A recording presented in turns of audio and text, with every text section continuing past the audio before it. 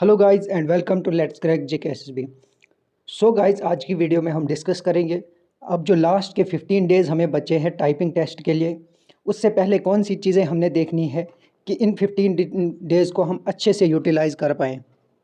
So guys, अब जो short list बच्चों का आ चुका है और उसमें 12,500 नियर अबाउट 12,500 बच्चों को शॉर्ट लिस्ट किया गया है। अब जो है लास्ट के हमारे पास 15 डेज़ बच रहे हैं।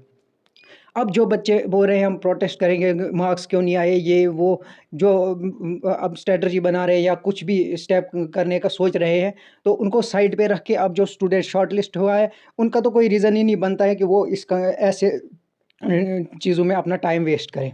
अब उनके पास फर्स्ट एंड लास्ट ऑप्शन है, जेकेएसबी ने जो करना है वो करना है अपने साइड पे। हमारे एंड पे जो चीज़ें हैं, जो बातें हैं वो हमने करनी है। अब लास्ट के 15 डेज़ में हमने बिल्कुल डिस्ट्रैक्ट नहीं होना है। अपना जो टाइपिंग है उस पर 100% फ़ोकस करना है। दुनिया जो भी बोल रही है उसकी तरफ कोई ध्यान नहीं देना है। कैसे सिलेक्शन प्रोसेस हुआ, क्या हुआ, वो अलग टॉपिक है, उस पर अलग बात होगी। लेकिन ये जो 15 डेज़ हैं, इनमें आपको सिर्फ एक ही चीज़ पर फोकस करना है, वो है आपकी टाइपिंग और एक्यूरेसी।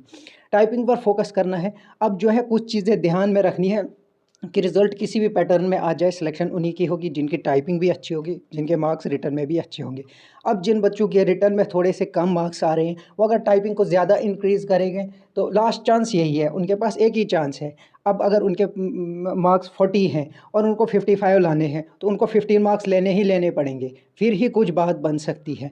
और बाकी बच्चों का ये भी क्वेश्चन था कि अब टाइपिंग टेस्ट कैसे होगा। देखो, हमारे पास अभी 12,000 बच्चे हैं, नियर अबाउट 12 डेज़ इनको कंप्लीट होने में, टाइपिंग टेस्ट कंप्लीट कराने में लग जाएंगे। 500 स्टूडेंट्स पर डे जम्मू में टाइपिंग टेस्ट देंगे और 500 स्टूडेंट्स कश्मीर में टेस्ट देंगे। इट मीन्स 1000 स्टूडेंट्स का स्लॉट एक दिन में कंप्लीट हो जाएगा। इस हिसाब से 12 से 15 दिन टाइपिंग में लग जाएंगे, क्योंकि कभी कभी ये होता है कि कोई एग्ज़ाम आया उस टाइम पे उनकी टाइपिंग डिले की जाती है और लास्ट पर रिप्रेजेंटेशन जाती है और उनका टाइपिंग टेस्ट दोबारा होता है, या जो जिनका पहले नहीं हुआ है या कुछ भी रीज़न होता है उसकी वजह से लास्ट पर उनका एक अलग से कैलेंडर निकाला जाता है और उनका टाइपिंग टेस्ट लास्ट पे लिया जाता है। तो कहने की बात यही है कि विद इन 1 मंथ। और कुछ स्टूडेंट्स का ये भी कमेंट था, सर हमारी टाइपिंग सिर्फ 25 है, क्या इन 10-15 डेज़ में हमारी टाइपिंग 35 प्लस हो सकती है? देखिए, प्रैक्टिस करनी है, कुछ भी हो सकता है होने के लिए। आप प्रैक्टिस कीजिए, क्योंकि आपके पास कोई चांस नहीं है, प्रैक्टिस के बिना कोई चांस नहीं। अगर आपके 45 रिटर्न में आ रहे हैं और आपकी टाइपिंग बिल्कुल ही कम है, आप फुल एफर्ट दीजिए, 35 तो हो जाएगी, लेकिन टाइपिंग उसी की क्लियर होगी जिसके घर में 40 प्लस आती है और 90 प्लस 98% एक्यूरेसी आती है, उससे उसी का क्वालिफाई होगा।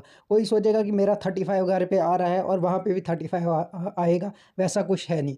वहाँ पे बहुत प्रेशर होता है एग्ज़ाम का, उसमें बहुत चीज़ें गलत हो जाती है। इस वजह से जिस बंदे का घर में 40 प्लस आ रहा है वही टाइपिंग के लिए जाए। बाकी उसको लक आजमाने का अगर शौक़ है तो वो जा सकता है। सो गाइज़, ये थी कुछ इंपॉर्टेंट बातें।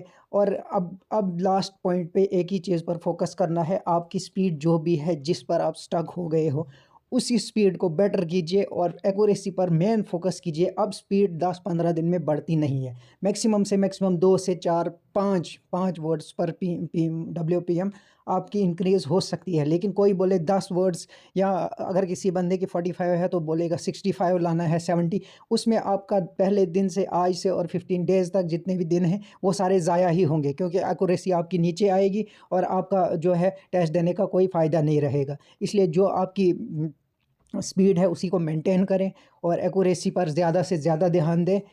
और best of luck for this exam. So guys, ये थी कुछ बातें जो आपके साथ शेयर करनी थी। सो इस वीडियो को लाइक करें, कमेंट में लिखें आपकी टाइपिंग स्पीड क्या है, और मेरे चैनल को सब्सक्राइब करें। Thank you guys for watching this video.